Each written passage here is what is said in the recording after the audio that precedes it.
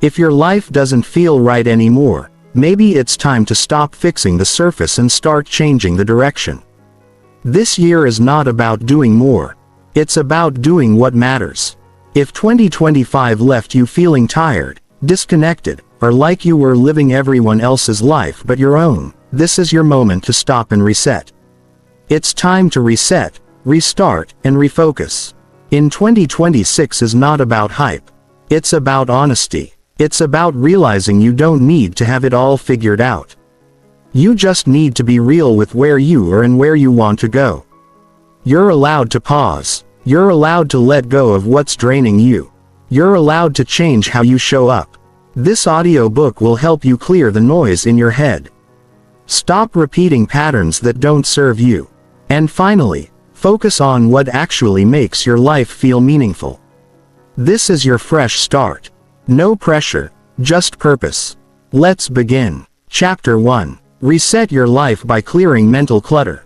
In 2026, more than ever, people are waking up with one thought circling in their heads. Something needs to change, and it's not always about chasing big goals or starting new projects. Sometimes the most powerful change begins with a reset. A personal deep reset, one that clears the mind and brings you back to a place where you can think straight, feel lighter, and actually live with purpose. The truth is, your life can't change until your mind is ready to hold that change. You can't build peace on top of chaos. You can't grow forward if your thoughts are stuck in reverse. That's why this reset starts by clearing the mental clutter that's been piling up quietly daily and without permission. What is mental clutter? It's the noise in your head that never stops.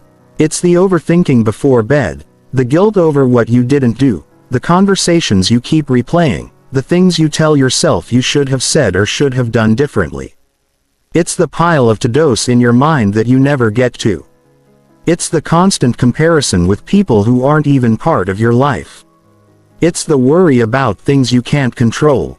That's mental clutter, and it drains your focus, your energy, and your happiness. Clearing it isn't about being perfect or being positive all the time. It's about making space. Space to think clearly. Space to feel your emotions without drowning in them.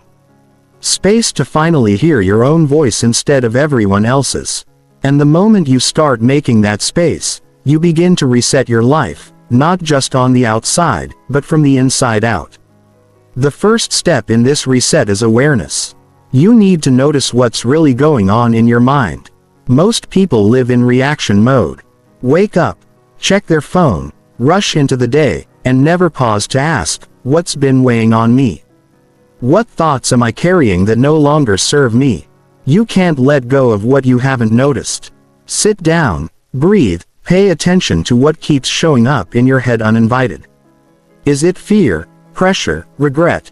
List it out if you have to. That's not weakness. That's the beginning of taking your power back. Once you've identified the mental clutter, the next step is to challenge it. Just because a thought shows up doesn't mean it's true. So many people are living under the weight of stories they never chose. Stories like, I'm not doing enough. I'm falling behind. Or, I'm not good at this. These thoughts get repeated so often they start to sound like facts, but they're not. They're beliefs that need to be questioned. Ask yourself, where did that thought come from? Who told me that? Is it helping me or hurting me? You don't have to believe every thought you think. You have a choice. Then there's emotional clutter. The feelings you've buried instead of facing. Many people carry sadness from years ago and never give themselves permission to feel it. They carry anger they never expressed. Shame they never talked about. These emotions don't disappear. They stay in your system and they cloud your clarity. They show up as anxiety, low energy, or numbness. Clearing emotional clutter means learning to feel things honestly without labeling yourself as weak or dramatic. Feeling is not failing. Feeling is healing. Give yourself time to sit with these emotions and you'll notice they start to loosen their grip. Another way to reset is to simplify. A cluttered mind often reflects a cluttered life. Too many commitments, too many tabs open, too much information. Every day you're bombarded with notifications, messages, headlines, updates, and your brain doesn't get a break. No wonder it feels overwhelmed. You need to simplify what you consume and how much you say yes to. Ask yourself, what actually matters right now? What do I need to stop giving energy to? Every time you say yes to something meaningless, you're saying no to something that could change your life.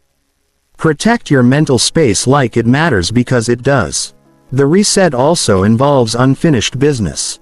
We all have things we've put off, hard conversations, decisions we've been avoiding, tasks we started but never finished.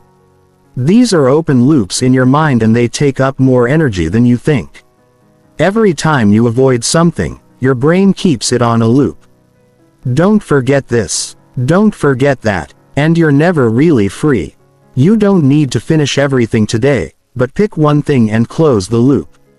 Take the first step. Clarity is built through action, not just thinking. It's important to talk about boundaries, too. Mental clutter often comes from taking on things that aren't yours to carry. Other people's problems, expectations that don't belong to you, social pressure. You need boundaries to protect your peace. Saying no is not being rude. It's being clear. You're not here to fix everyone or meet everyone's standards. You're here to live a life that feels right for you. And that requires giving yourself permission to choose what you allow into your space mentally and emotionally. Another part of clearing mental clutter is building a new rhythm. The way you start your day matters. The way you end it matters. Are you starting the day already stressed, already behind, already overwhelmed? Or are you taking time to ground yourself, even just for a few minutes? A reset means creating small daily habits that help your mind stay clear. This could be journaling, walking, stretching, breathing, or simply sitting in silence. It doesn't need to be fancy. It needs to be real. Consistency is what brings results. You also have to recognize that resetting your mind doesn't mean you'll never struggle again. It means you'll notice when things are off and you'll know how to come back. It means you'll no longer ignore yourself when something feels wrong. You'll pause, reflect, adjust. That's real progress, not perfection, but awareness in action. In this reset, one of the most important things to embrace is honesty. Be real with yourself. Don't pretend you're fine when you're falling apart. Don't smile on the outside if your thoughts are screaming on the inside. Speak the truth to yourself. Say, I'm overwhelmed. I feel lost. I'm tired. That's not giving up. That's the beginning of taking your life seriously. Once you tell the truth, you can change the story. This is what it means to reset your life by clearing mental clutter. It's not about a fresh start that erases your past. It's about a present decision to stop living buried under thoughts and emotions that don't help you anymore. It's about creating space for focus, peace, and direction. It's about learning how to hear your own voice again and trust it. You don't need to wait for a perfect time. You don't need anyone's permission. You just need to begin, not with everything but with one decision. One clear moment where you say, I want my mind to be a place I can live in, not escape from. That one choice is enough to change everything that comes next. This year, you don't need a bigger goal. You need a clearer mind. That's where all the change begins. Right here, right now, with the space you choose to create in your own thoughts. This is your reset. Make it real. Make it personal. Make it yours. Chapter 2. Restart with honest reflection on last year. Before anything new can begin, you need to be real about what just ended. You can't build a better year on top of silence, avoidance, or pretending things were fine when they weren't. There's no real progress without real reflection. And reflection doesn't mean judging yourself or going over every mistake like it's a punishment. It means looking back honestly, clearly, and without excuses. It means facing last year as it actually was, not how you wish it had been, and not how you've tried to forget it. This isn't about being hard on yourself. It's about choosing growth over comfort. Most people skip reflection because it's uncomfortable. They think if they just move faster, Start something new, get busy again, they won't have to face the truth. But when you avoid the truth, you carry it with you. It doesn't disappear. It hides in your decisions, your habits, your self-talk. It shows up in how quickly you give up, how easily you doubt yourself, how often you feel stuck. That's why restarting the right way means pausing first. Looking back with clear eyes, asking yourself what really happened in the last 12 months. Start by asking, what did I give most of my time to last year? Not what you plan to do. Not what you said you'd focus on. What actually took your energy? Be honest. Was it work you didn't enjoy? A relationship that drained you, scrolling endlessly just to escape? Or maybe you spent the year helping everyone else while your own goals were collecting dust. Wherever your time went, your life followed. If it didn't lead you somewhere better, that matters. Not to shame you, but to show you what to change. Next, ask what patterns repeated. Life is not random. If you felt anxious, disconnected, or tired all the time, that came from somewhere. Maybe you overcommitted. Maybe you stayed in comfort zones too long. Maybe you avoided hard conversations. Whatever it was, name it. Growth only starts when you stop blaming the year and start noticing your part in it. Again, not to punish yourself, but to take responsibility. When you take responsibility, you take your power back. You stop being a victim of the year and start becoming the leader of the next one. Reflection also means facing your wins. And not just the big ones. Sometimes the biggest growth hides in quiet victories no one else saw. Maybe you got out of bed on the hard days. Maybe you stood up for yourself in ways you never did before. Maybe you slowed down and finally learned how to breathe. Maybe you let go of something that hurt for too long. Those moments matter just as much as any milestone. Don't skip them. You're not only defined by what you achieved. You're also defined by what you overcame. Now think about what you avoided, the decisions you delayed, the conversations you were afraid to have, the risks you talked yourself out of. These are important. They tell you where fear still has a grip on you. Restarting doesn't mean carrying those fears into a new year like luggage. It means looking at them and deciding if they're really worth holding on to. Most of the time, the fear isn't as powerful as you imagined. It only feels big because it's been sitting in the dark. Bring it into the light, call it out, and decide to move anyway. Take time to look at your relationships, too. Who helped you grow? Who supported your peace? Who made you question your worth? These questions are hard, but they shape everything. The people around you influence your thoughts, your focus, your energy. If someone consistently made you feel small, you need to ask why you kept letting them in. If someone inspired you, remind yourself to bring them closer. You don't need a huge circle. You need a strong one. Reflection helps you rebuild your environment on purpose, not by default. Now ask yourself, what did you learn about your limits? Did you stretch yourself or stay safe? Were you growing or were you just busy? There's a difference between movement and progress. One can leave you exhausted, the other leaves you stronger. The goal isn't to do everything. It's to do what matters.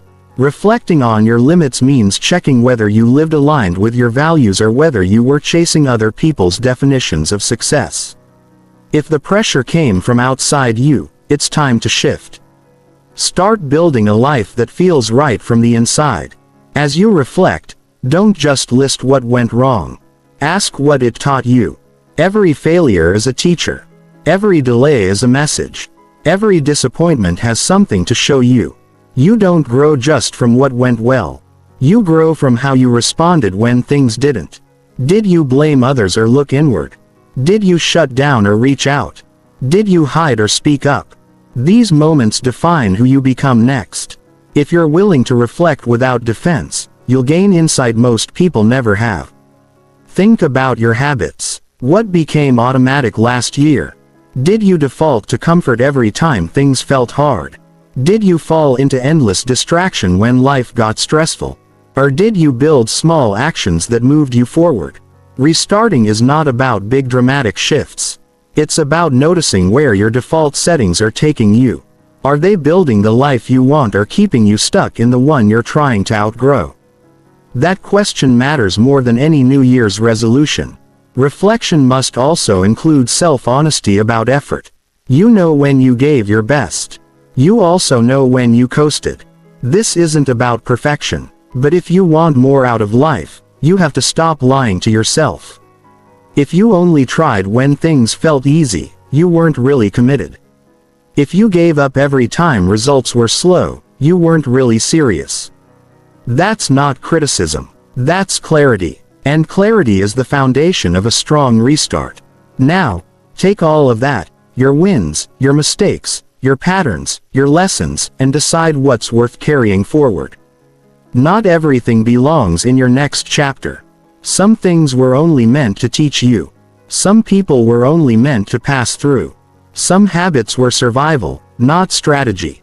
You don't need to hold on to who you were just because you're used to it. Restarting means choosing again, and this time, you choose based on what you know now, not what you knew before. This kind of reflection takes courage. It takes stillness. It takes the willingness to face your year without filters or edits. But once you do, you gain something powerful. Awareness. You understand your own story better. You stop blaming time. You stop chasing random goals. You stop repeating the same cycle. And most importantly, you move into the new year awake, not on autopilot. 2026 doesn't care about hype. It doesn't care how motivated you feel on day one. It cares about alignment. It cares about who you're becoming. And who you're becoming depends on what you've learned from where you've been. You don't need to rush. You don't need a perfect plan. You need truth. And that starts with honest reflection. This year, don't just reset your goals. Reset your relationship with your past. Don't avoid what happened. Understand it. Accept it. Learn from it. Then leave behind what you don't need. You are not here to repeat the same version of your life. You are here to live it better. Start by being honest. Start by looking back so you can finally move forward. Chapter 3. Refocus daily on what truly deserves attention. Most people lose focus not because they're lazy or unmotivated, but because they're overwhelmed by noise. In a world filled with distractions, staying locked into what really matters is not easy. You wake up with good intentions, but the moment your phone lights up, your energy is pulled in 10 different directions. Notifications, messages, endless updates, opinions you didn't ask for, and content that doesn't help you. It all competes for your mind before you've even had a chance to think clearly. This is exactly why learning to refocus daily is no longer a good habit. It's a personal necessity. If you don't choose where your attention goes, someone else will. If you don't protect your focus, you'll give your best energy to things that don't move your life forward. And then at the end of the day, you'll feel drained, frustrated, and unsure of what you even accomplished. That's not because you didn't try. It's because your mind was scattered. True focus begins by deciding what actually deserves your attention. Not what's loud, not what's urgent, not what everyone else is doing, what deserves it.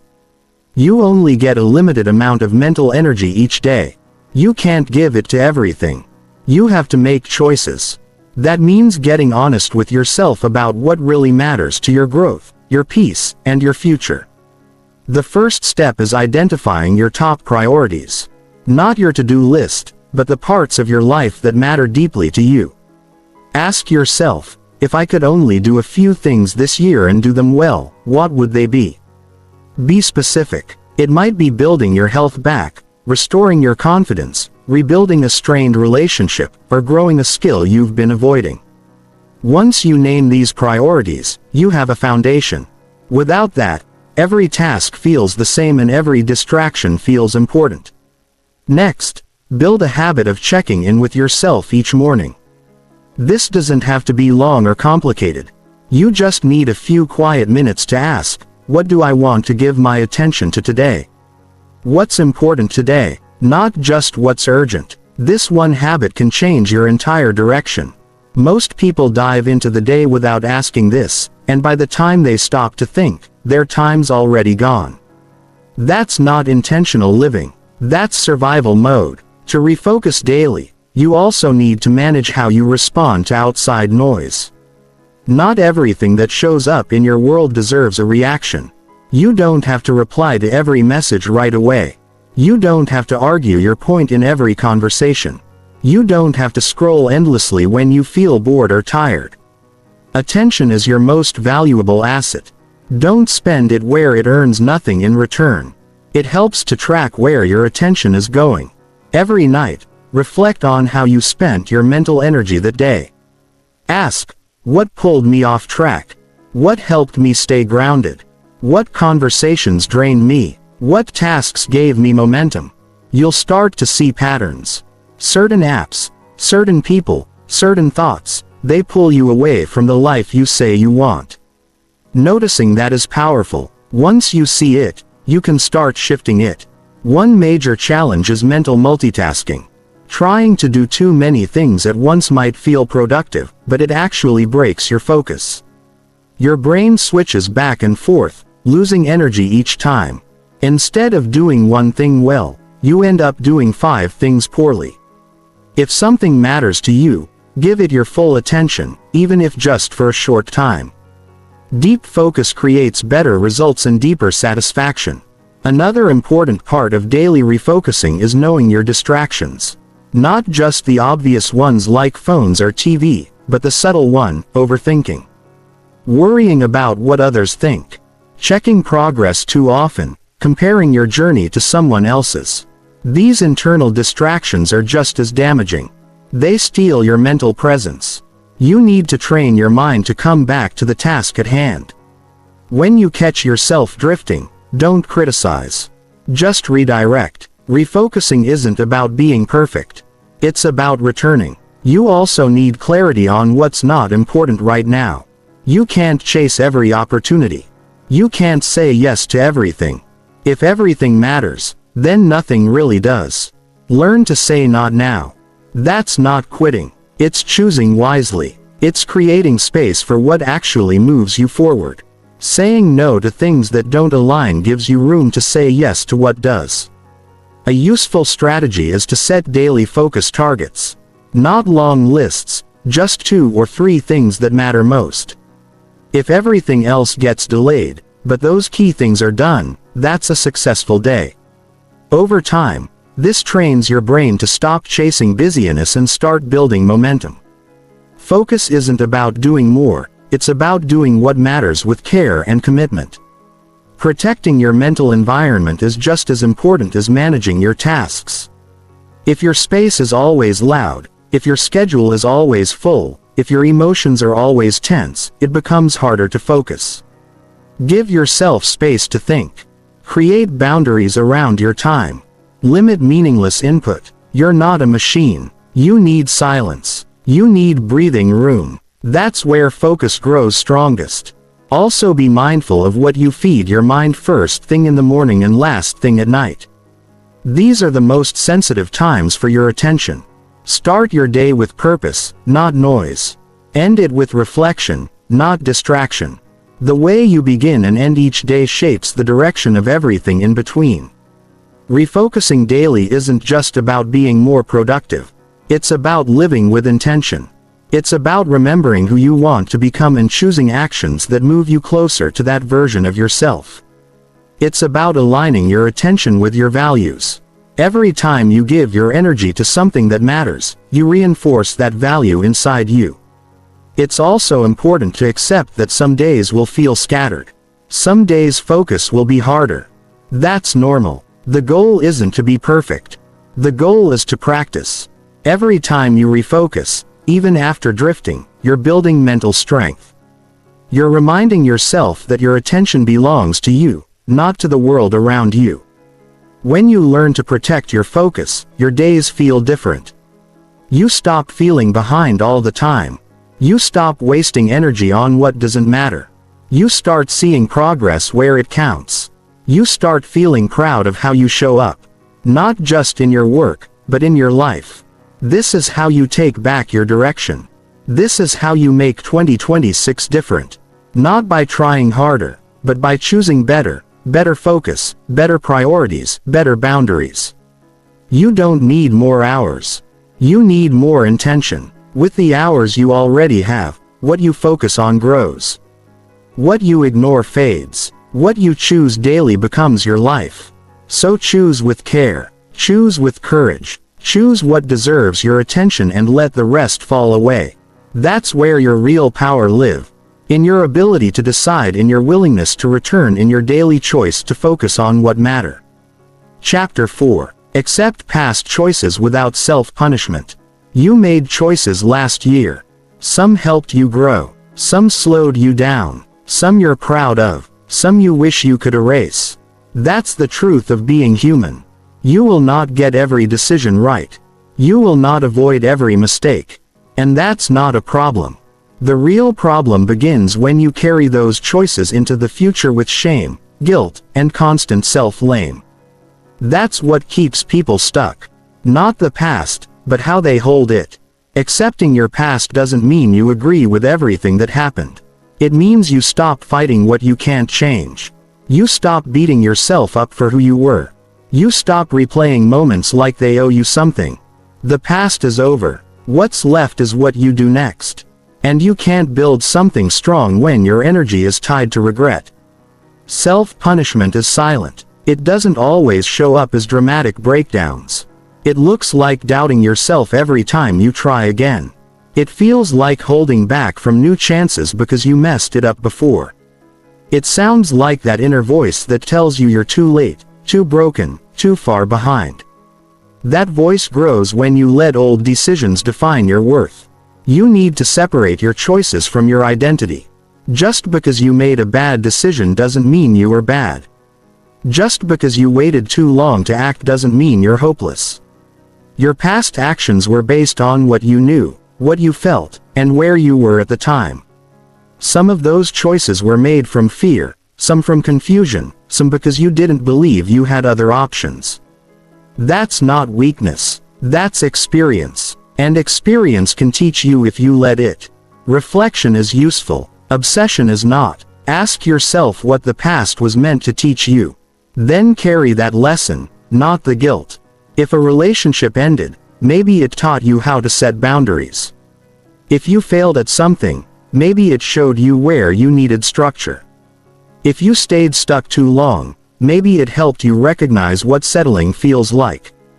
The lesson is valuable. The punishment is not. It's easy to think that punishing yourself makes you more responsible. That if you stay angry at yourself, you'll do better next time.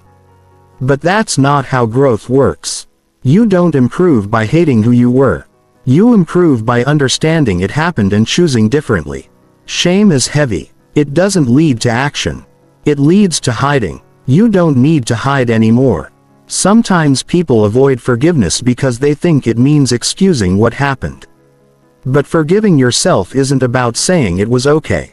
It's about saying, I've learned. I've grown. And I will not keep reliving the same pain. It's about allowing yourself to move forward without carrying a weight that no longer belongs to you. If you're carrying a choice like a punishment, it's time to put it down. 8. By naming what you're still holding. What memory still makes your stomach sink? What decision do you keep thinking about late at night? What version of yourself do you avoid talking about? Bring it into the open, not to relive it, but to face it without fear. When things stay in the dark, they grow in power.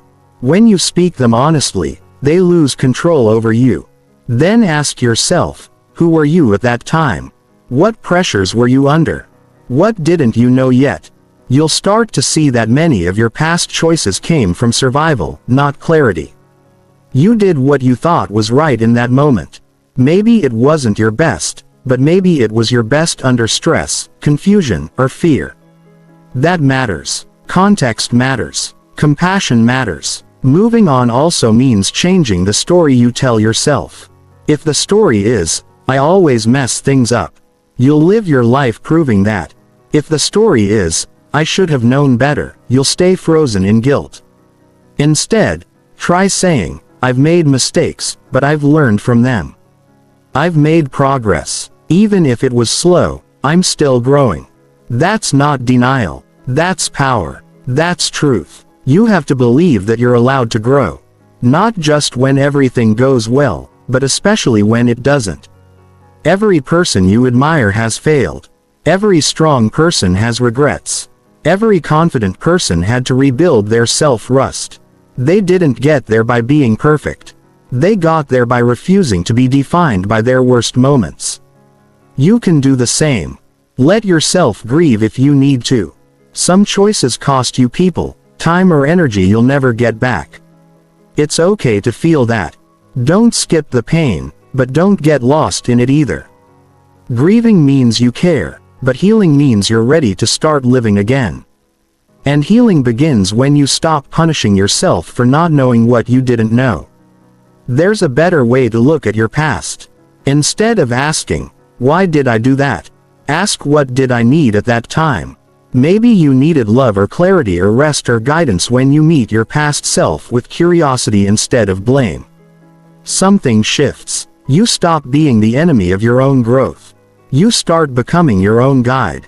You don't need to pretend the past didn't happen. You don't need to rewrite it. You only need to stop reliving it as if you're still there.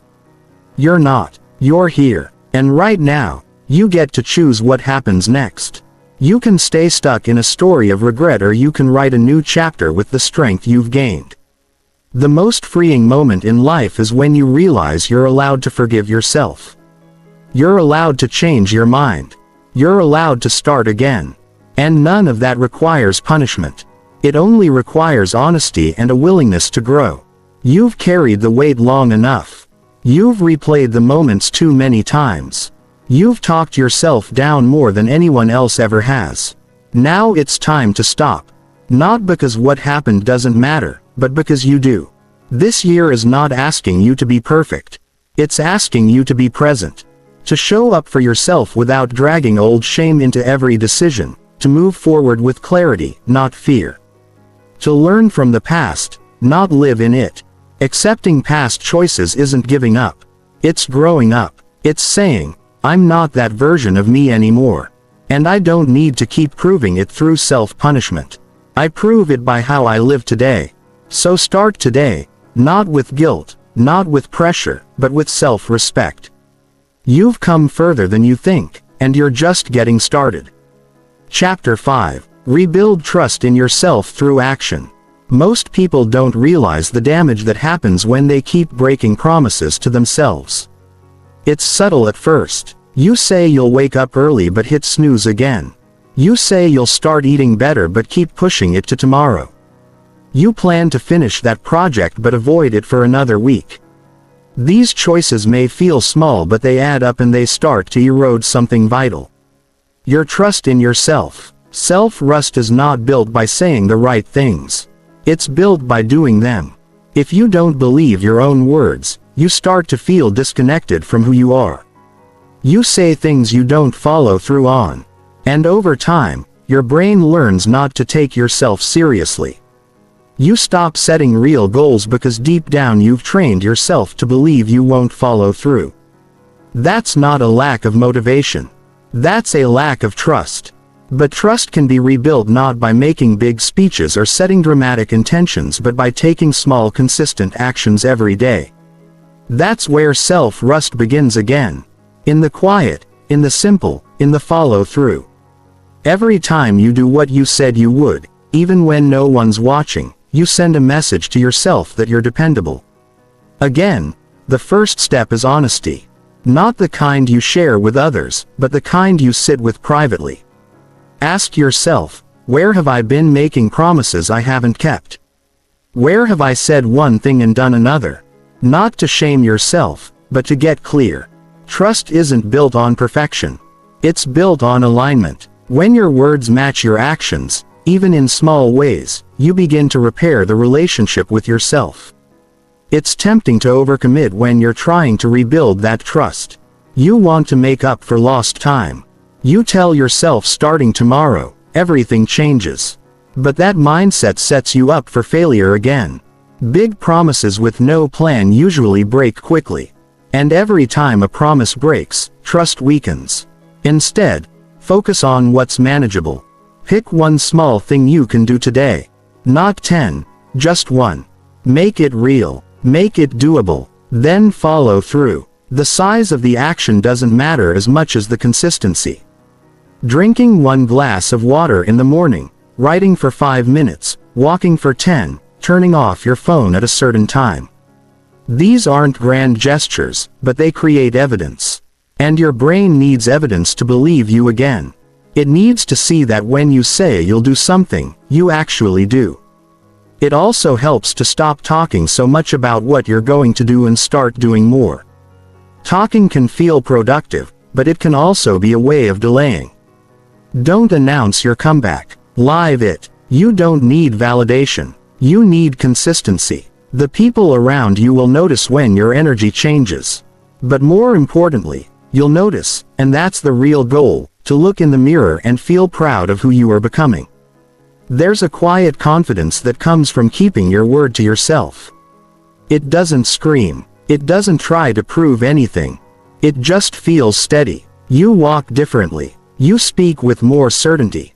You don't need outside motivation because you trust your own discipline. That kind of confidence can't be faked. It's earned slowly, privately, daily. You also have to get clear about what matters to you. Many people break trust with themselves because they chase goals they don't actually care about. They follow trends. They set targets that impress others. But when the goal isn't aligned with your values, you won't stay consistent. And every time you walk away from it, you'll blame yourself. When the real issue was the goal itself. To rebuild trust, choose goals that mean something to you. Not to your family, not to social media, to you. Self-trust grows when you stop judging yourself for starting small. People wait for the perfect plan, the perfect conditions, the perfect mindset. But that waiting kills momentum. Start with what you have, where you are, as you are. You don't need to be ready. You just need to be willing. Willing to take action even when you're unsure. Willing to show up even when you're tired. Willing to keep going even when it feels slow. Progress is not always exciting. Some days will feel boring. Some days you won't want to do anything. That's normal. But discipline means doing what's needed, not just what's fun. And every time you push through a moment like that, your trust grows stronger. You're proving that you can count on yourself. Not just when it's easy, but especially when it's hard. Learn to celebrate follow-through more than outcomes. The result will come, but what really matters is the process. Did you do what you said you would? Did you stay honest with your effort? Did you show up even when no one noticed?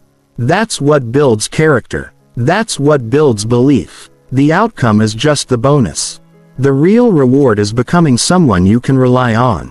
You also need to forgive yourself for the times you didn't show up. You can't rebuild trust while holding on to old shame. What's done is done. Carrying guilt won't help you grow. Take responsibility. Learn from it, then let it go. You're not meant to be perfect.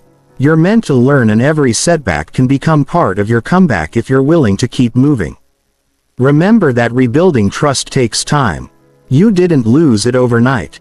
And you won't rebuild it overnight, but every action you take, every choice you make, every moment you stay committed, it adds up. It becomes your new pattern, your new standard. And over time, your new identity. There is something powerful about knowing that you no longer need to be rescued. That you're not waiting for the perfect moment or the right feeling or someone else to believe in you. That you've taken your life into your own hands. That's what rebuilding trust does.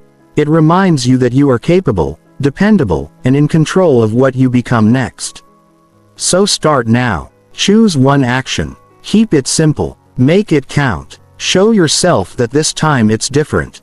Not because you said so, but because you're proving it day by day, step by step, quietly, strongly, consistently. That's how trust is built. And that's how you become someone you can believe in again. Chapter 6. Detach from distractions that steal your future. Most people don't lose their future to failure. They lose it to destruction. Not just the obvious ones, like scrolling too long or watching things that don't matter, but the quiet distractions, the kind that look like staying busy but leave you empty.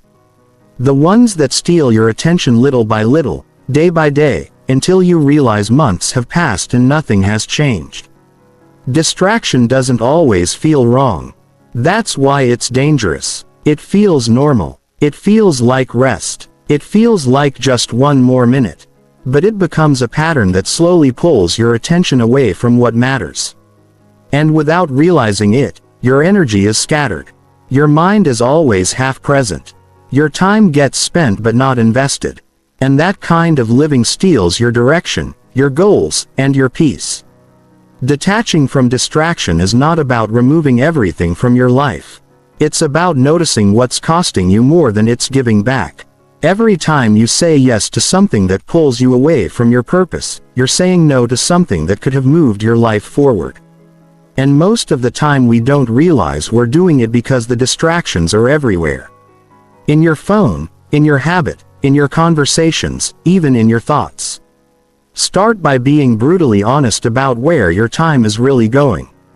Not where you think it's going, but where it actually goes. Track it. Watch yourself for a few days. Pay attention to when you reach for your phone without a reason. Notice when you sit down to work and suddenly find yourself scrolling, clicking, switching tabs, losing focus. It's not always about entertainment. Sometimes distraction shows up as overthinking or worrying about things you can't control or rehashing past arguments. That's distraction, too, because while your mind is busy with what doesn't matter, your future sits untouched. Once you've seen the patterns, the next step is choosing different ones. But here's the part people skip. Detachment is not just about removing distractions. It's about replacing them with what matters. You can't just subtract. You need to redirect. If you don't fill the space with something meaningful, the distraction will come back. Not because you're weak, but because you're wired for stimulation. So give yourself better inputs. Decide what matters most to you right now, not 5 years from now, not someday, right now. What's the part of your life that needs the most attention? Maybe it's your health. Maybe it's your focus. Maybe it's your peace. Write it down. Name it clearly. Then look at your daily habits and ask, are these helping me move closer to that or pulling me away? Be honest. Clarity doesn't come from more thinking. It comes from honest observation and new choices. If your mornings are filled with noise, you're starting the day distracted. If your evenings are spent escaping into screens, you're ending the day numb. You have to create space for your mind to reset. That space is where focus lives. That space is where ideas come. That space is where your future is built. Not in chaos, but in quiet discipline. One of the biggest distractions people face today is comparison. Watching other people's lives, measuring your worth against their highlights. That is emotional distraction. It pulls your confidence apart. It makes you question your pace. It makes you forget your own goal. If you want to stay focused, you have to stop watching and start building. Turn down the noise and turn up your commitment to your own path. Another distraction is chasing too many things at once. Every opportunity, every invitation, every project, you think if you don't say yes to everything, you'll miss out. But the truth is, the more you say yes to, the more you divide your attention, and divided attention leads to diluted progress. You don't need to do more. You need to do what matters with full presence. Choose your focus. Defend it. Sometimes the distraction is internal.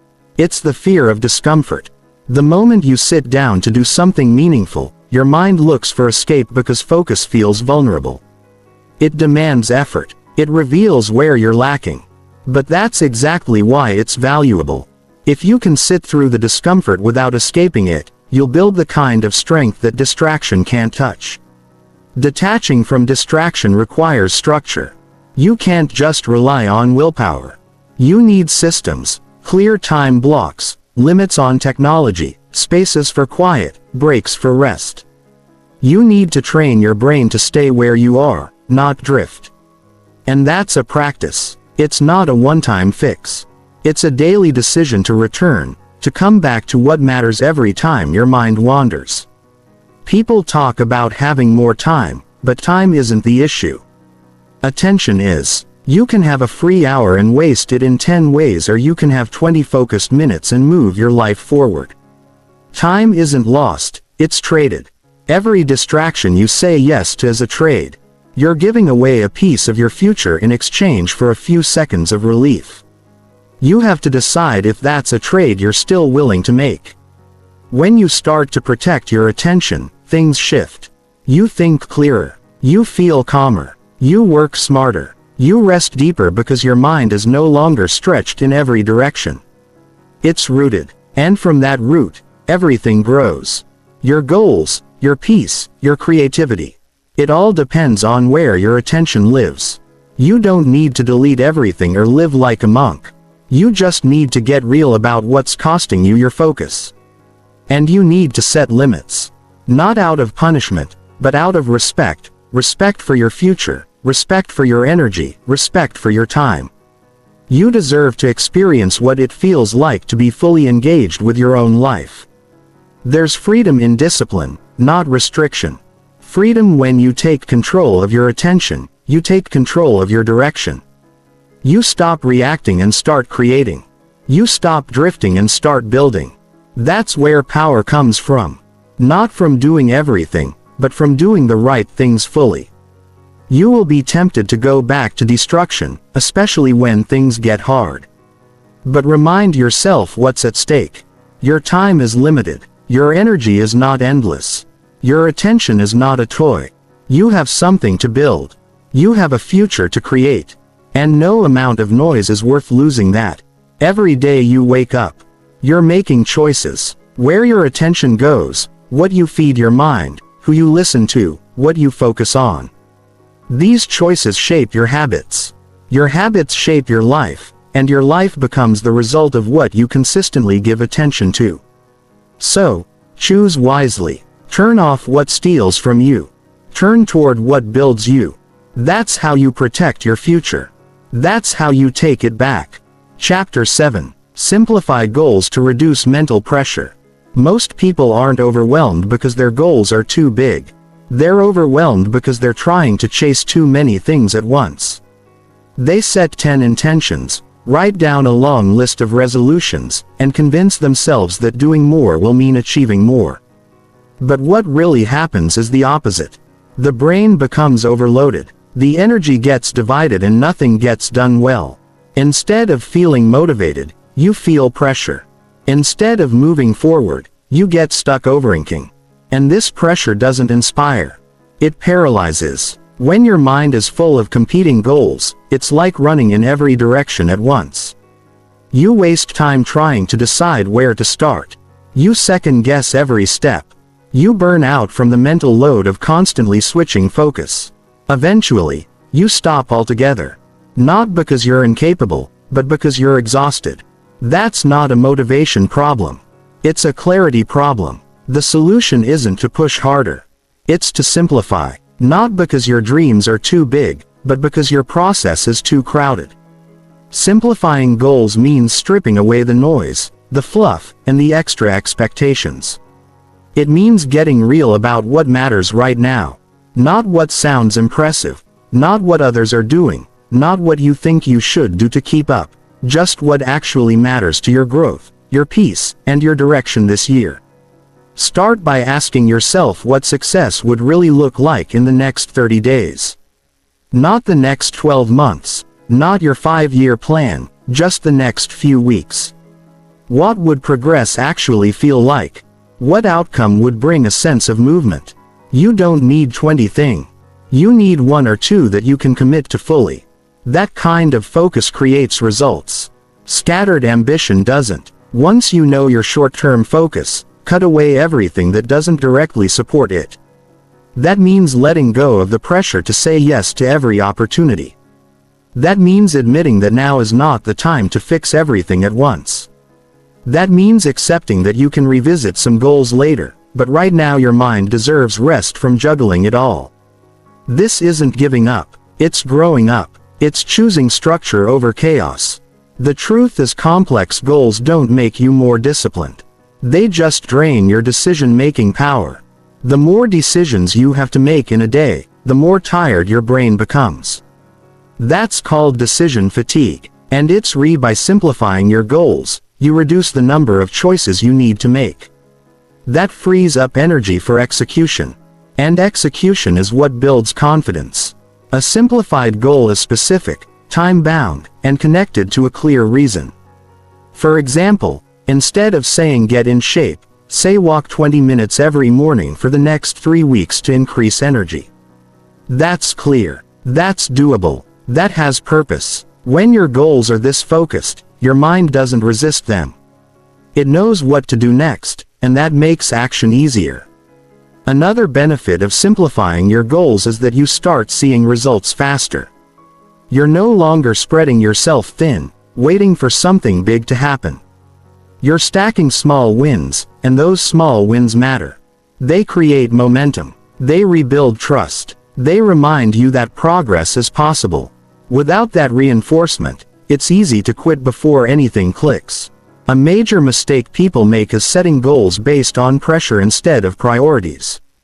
They feel like they need to catch up, prove something, or stay visible. But that kind of motivation burns out quickly. Real motivation comes from doing what feels aligned, not what feels forced. When your goals match your values, discipline becomes easier. You're not fighting your own instincts. You're moving with them. Take a hard look at your current list of goals. Which ones excite you? Which ones drain you? Which ones feel urgent but aren't actually important? Cross out anything that doesn't light a fire or serve your long-term direction. You don't owe your energy to every idea.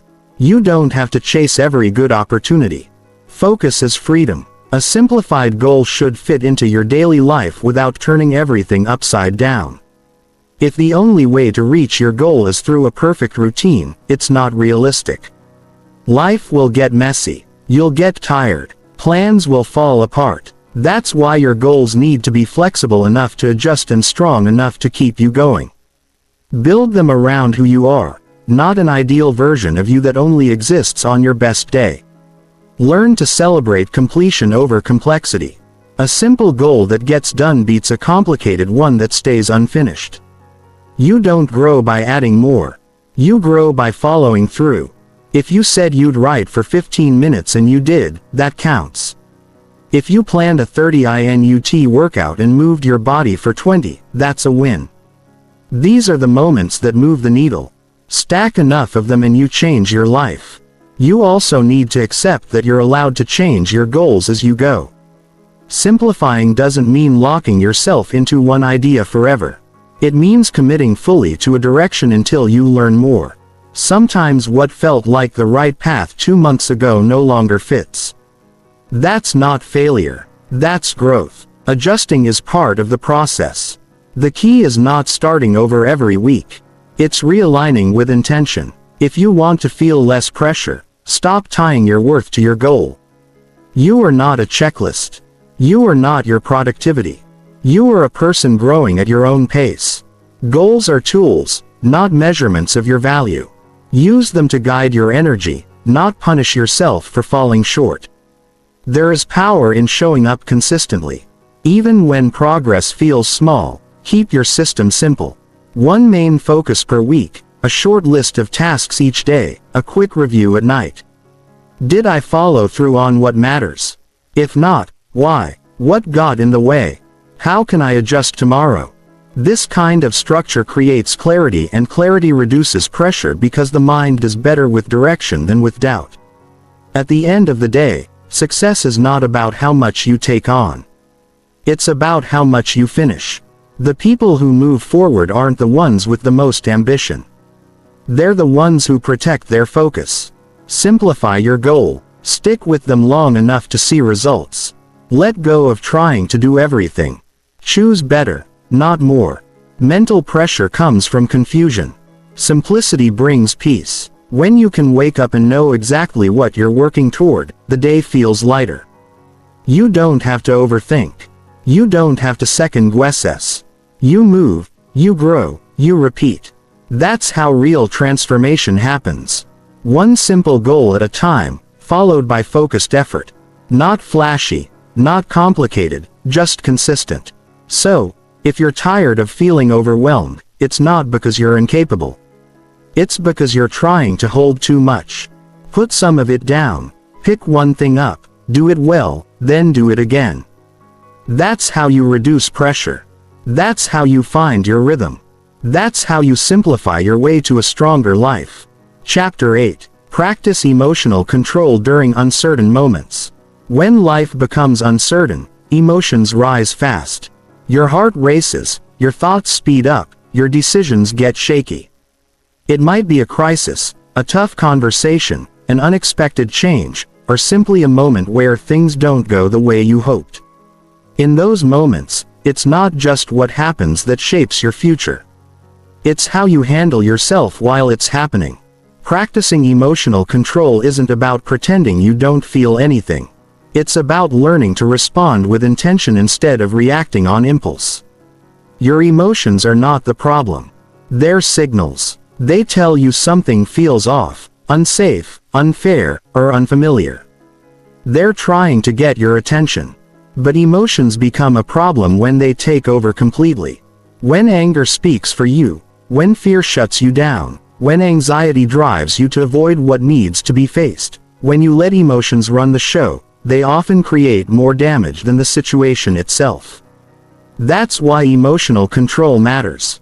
It's the skill that helps you keep your power when everything around you feels unstable. It doesn't mean ignoring your feelings or bottling them up. It means giving yourself space to feel without letting those feelings control your behavior. You can be scared and still move forward. You can be frustrated and still stay calm. You can feel uncertain and still choose wisely. To build emotional control, you have to slow down your reaction time. Most people respond automatically without thinking. Something stressful happens and they explode, shut down, escape or spiral. That's a habit, not a weakness. And like any habit, it can be changed. The key is to create space between the emotion and the response. That space is where your strength lives. When something triggers you, the first step is to pause. It sounds simple, but it's powerful. Take a deep breath. Step away if needed. Count to 5. These few seconds give your brain time to shift from survival mode to thinking mode. You don't need to fix everything in that moment. You just need to avoid making it worse by reacting too fast. Pausing helps you respond from a grounded place instead of an emotional high. Next, name what you're feeling. Don't just say, "I'm stressed," or "I'm overwhelmed." Get specific. Are you feeling disappointed, rejected, disrespected, nervous? Naming your emotion helps your brain process it. It also reduces its intensity. You're no longer consumed by a vague sense of discomfort. You've identified what it is, and once you know what it is, you can decide what to do with it. Emotional control also requires you to stop personalizing everything. Not every bad moment is about you. Not every negative outcome is a reflection of your worth. When things don't go your way, it's easy to turn on yourself. You question your abilities, your decisions, your future. But most of the time, uncertainty is just part of the process, not a sign that you're failing. Learning to separate facts from feelings gives you the clarity to keep going when your confidence is shaken. One way to manage emotions during hard times is to focus on what's still within your control. Uncertainty often triggers fear because your brain hates the unknown. It starts imagining worst-case scenarios and spinning in worry. To stop that spiral, shift your focus. Ask yourself, what can I influence right now? Maybe you can't control the outcome, but you can control your effort. Maybe you can't predict what's next, but you can choose how you prepare. That shift brings your attention back to action. And action calms emotion. Build routines that support emotional strength before the hard moments come. That includes sleep, movement, connection, and quiet time. When your body is rested and your mind is cared for, you're more resilient. You think more clearly. You bounce back faster. People who handle pressure well don't wait for the crisis to build strength. They train for it daily through consistent self-care and intentional habits. Another tool is perspective. Ask yourself, will this still matter in a week, in a month, in 5 years? This question helps you zoom out when you're emotionally flooded. Everything feels urgent and massive. But most of the time, it's not. Most of the time, it's just a moment. And if you can keep that in mind, the moment becomes easier to manage. Don't avoid your emotions. Learn to sit with them without letting them take over. Feelings like fear, sadness, and frustration are part of life. Trying to run from them only makes them louder. But when you sit with them calmly, breathe through them, and accept that they're temporary, they start to lose their grip. You realize you can feel hard things, and still stay steady. Emotional control also means not letting other people's energy pull you off center. If someone else is angry, you don't have to match their anger. If someone else is panicking, you don't have to join them in chaos. You can choose to stay grounded. You can be the calm in the storm instead of another way. That kind of presence is powerful, not just for you, but for the people around you. Practice responding to discomfort with curiosity instead of judgment. Instead of saying, "Why am I like this?" ask, "What is this feeling trying to tell me?" Instead of saying, "I shouldn't feel this way," say, "It makes sense that I feel this. It's been a lot lately." Curiosity opens the door to growth. Judgment shuts it. Emotional maturity is built through kindness, not criticism. Your emotional strength isn't shown when everything is going smoothly. It shows up when things fall apart and you choose patience instead of panic. It shows when you're hurt, but you speak with clarity. It shows when you want to quit, but you take the next step anyway. Those moments are where growth happens. That's where self-trust is built. If you want to lead your life with purpose, you have to learn how to handle hard emotions without letting them drive your decisions. You have to become someone who doesn't fold under pressure but learns from someone who knows how to keep moving without pretending everything is okay. That balance of feeling without falling apart is what creates stability in uncertain times. You are not weak because you feel deeply. You are not behind because you struggle. You are simply human. But emotional control is what allows your emotions to exist without letting them dominate. It gives you room to pause, think, adjust, and choose again. Every uncertain moment is a test, not of your ability to predict the future, but of your ability to stay steady inside the unknown. You don't need all the answers. You don't need to feel in control. You just need to keep showing up with calm effort and clear intent. Over time, this becomes your default. You learn to trust yourself in chaos. You learn to respond with calm even when your heart is racing. And when that happens, uncertainty loses its power over you because now you're not reacting to it. You're moving through it with emotional control, with purpose, and with strength. You've built one choice at a time. Chapter 9. Design days that support long-term growth. A successful life is not built in bursts of energy. It's built in quiet, consistent days that most people overlook. That's why designing your day matters more than waiting for some big breakthrough. If you want long-term growth, you need structure. You need rhythm. You need to stop relying on motivation and start depending on your habits. What you do daily is more important than what you do occasionally. The big picture of your future is only possible if you start managing the small picture of your days. It starts with being intentional, not busy, not overwhelmed, not reacting to whatever shows up, but living with clear attention to what matters. This is not about perfection. It's about purpose. Your days should reflect the kind of person you're becoming, not just the kind of work you need to get done. The challenge is that most people don't plan their days. They react to them. They wake up already behind, chasing deadlines, checking phones, jumping into noise. Then they wonder why they feel lost, scattered, or stuck. Growth cannot thrive in chaos. It needs space. Designing your day means choosing what comes first. If you start your day with distraction, anxiety grows. If you start with intention, clarity follows. The way you spend your first hour sets the tone for the rest. You don't need a perfect morning routine, but you need a real one. Something grounded. Something that brings you back to yourself before the world tries to pull you in every direction. That might be stretching, walking, reading, journaling, reviewing your focus. It just needs to be something that reminds you who you are and what you're working toward. Once the day starts, decide what truly deserves your energy. Not every task is equal. Not every message is urgent. Not every request deserves a yes. Pick your top priorities, just 2 or 3, and protect them. These are the things that move your life forward. If you finish them and nothing else, the day still counts. Growth happens when you give your best time to your most important work. Not when you multitask everything and complete nothing with depth. You also need to build breaks into your day. Not after burnout, but before. Your brain needs time to reset, and your body needs moments to breathe. Most people try to push through until they crash. But recovery is not optional if you want to be consistent. Take short pauses, step outside, drink water, look away from the screen. The more you respect your limits, the longer you'll last in this journey. Another key to designing better days is managing your digital life. Your phone is a tool, not a boss. If you start and end your day buried in content, it's no wonder your mind feels heavy.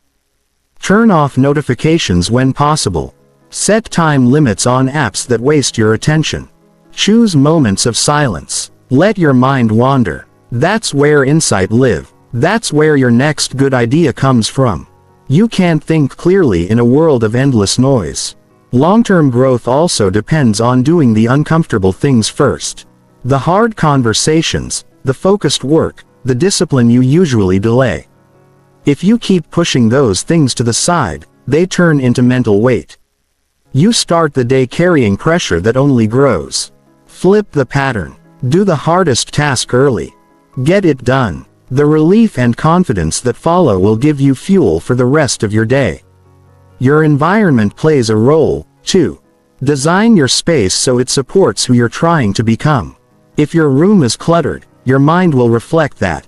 If your workspace is full of distractions, your focus will suffer.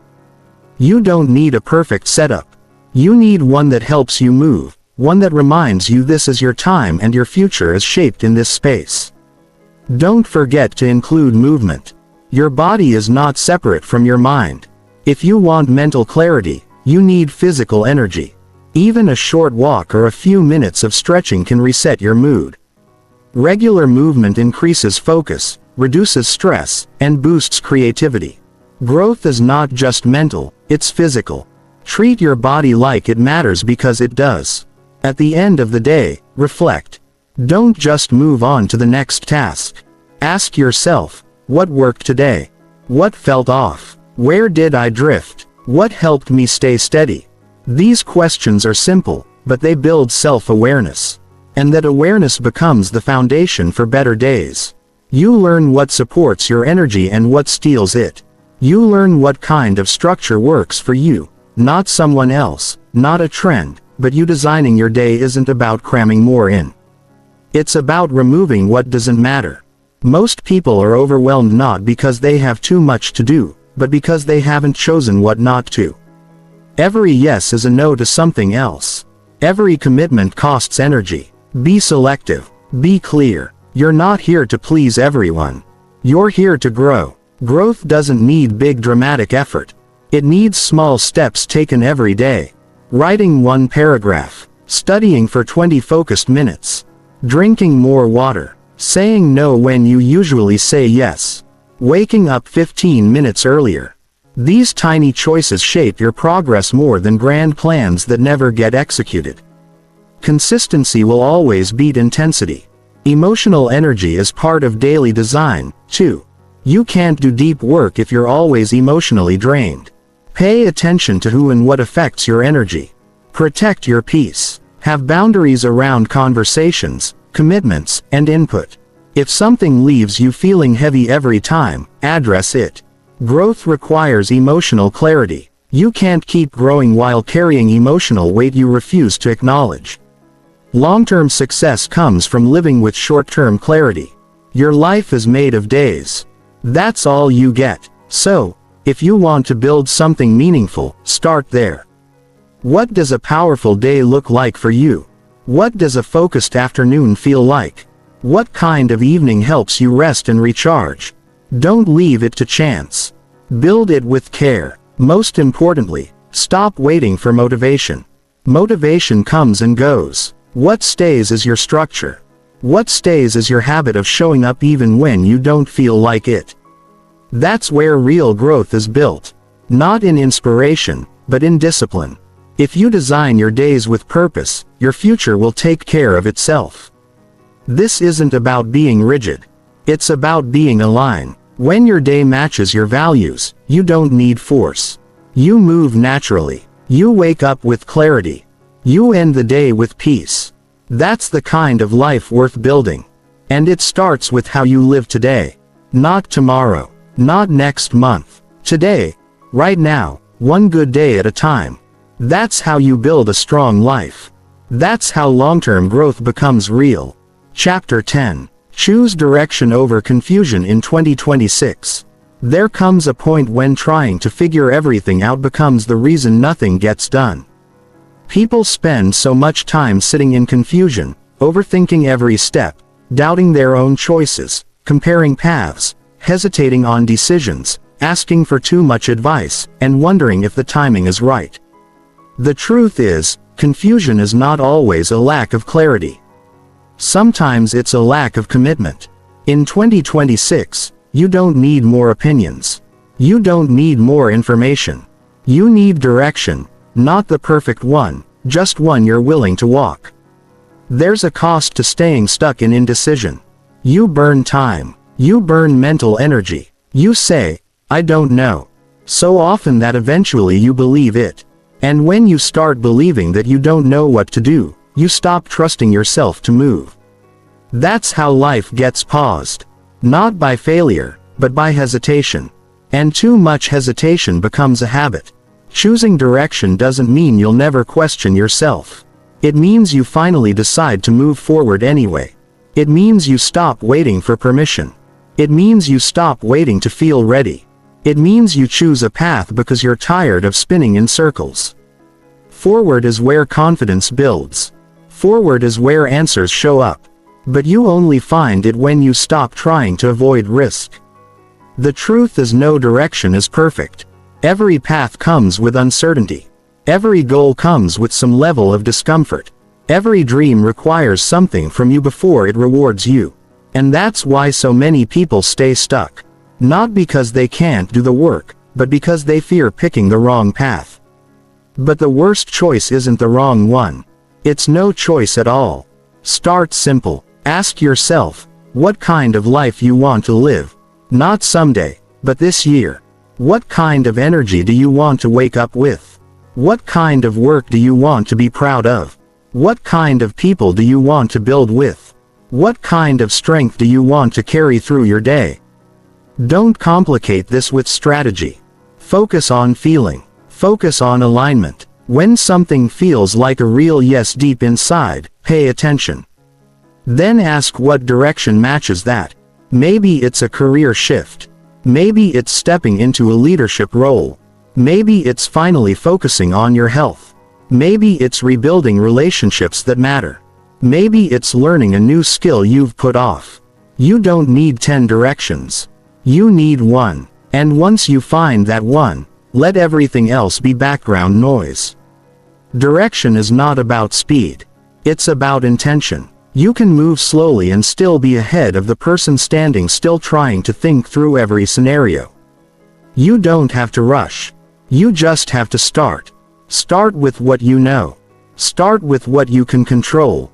Start with the habits that support your growth.